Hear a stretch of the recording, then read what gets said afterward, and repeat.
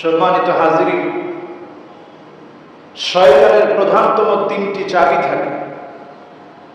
এক নাম্বার চাবিটা হচ্ছে ইদা নাসিতা যানবান।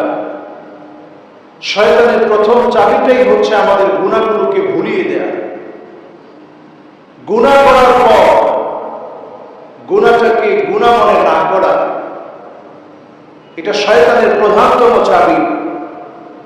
এখানে যদি শয়তান সফল হয়ে যায়, ওই ব্যক্তি গুনার মধ্যে যখন ডুবে পড়ে, গুনাহকে যখন গুনাহ মনে না করে, তখন তাকে দিয়ে শয়তান আরো বড় বড় অপরাধ করায়। এজন্য শয়তানের প্রধান চাবি হচ্ছে ইদা নাসিতা যানবান। আপনি গুনাহটা এটা আপনাকে ভুলিয়ে দিবে শয়তান।